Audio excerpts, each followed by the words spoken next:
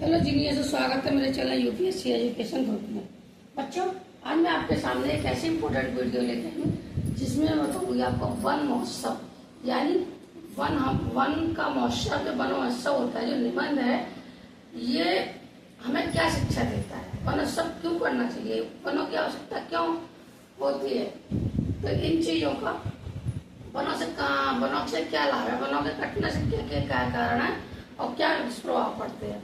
तो आज मैं आपके सामने आपको यही बताने आई हूँ कि जो निबंध आता है वन महोत्सव, तो इसको हमें कैसे लिखना चाहिए, इसके जो मुख्य बिंदु हैं वो कौन कौन से हैं, कौन कौन से मुख्य बिंदु पर हमें प्रकाश डालना चाहिए, यानी कौन कौन से मुख्य बिंदु को हमें लिखना चाहिए जिससे हमारे पेपरों में अच्छे नंबर आ सके।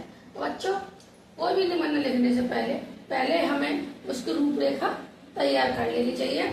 रूपरेखा के आधार पर रूपरेखा में ये तैयार करना चाहिए कि हमें कौन कौन से पॉइंट लिखने हैं।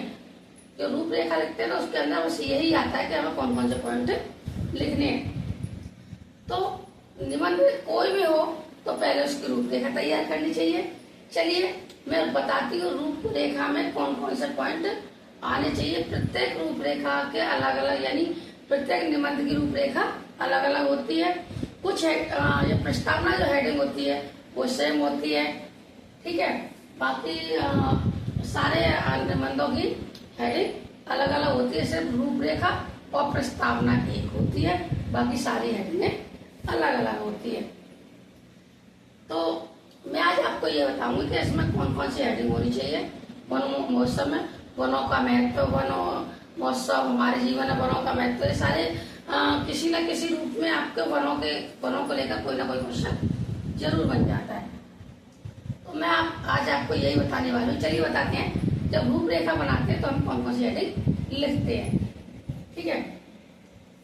वनों का दुष्प्रभाव के क्या कारण है, यानी प्रस्तावना लिखते हैं, वनों का महत्व लिखते हैं, वनों की कटाई के क्या कारण है, वनों के लाभ, यानी वन कट जाएंगे तो क्या लाभ हानि होगी, और वनों से हमें क्या लाभ होता है, और वनों की कटाई से हमारे जीवन में क्या प्रभाव पड़ता है, कौन कौन से परिवर्तन होते हैं अगर वन कट जाते हैं, और उस वनों को बचाने के लिए क्या क्या उपाय करने चाहिए। चलिए बताते हैं कि पहले कोई भी निबंध लिखते हैं तो पहले उसकी रूपरेखा तैयार कर लेते हैं। रूपरेखा यानी हमें क्या क्या इसके अंदर लिखना है। तो रूपरेखा के अंदर पहले हम लिखते हैं प्रस्तावना। फिर कोई भी चलो इसी वनोत्सव को बता दी, वनोत्सव लिखने के पहले लिखेंगे प्रस्तावना,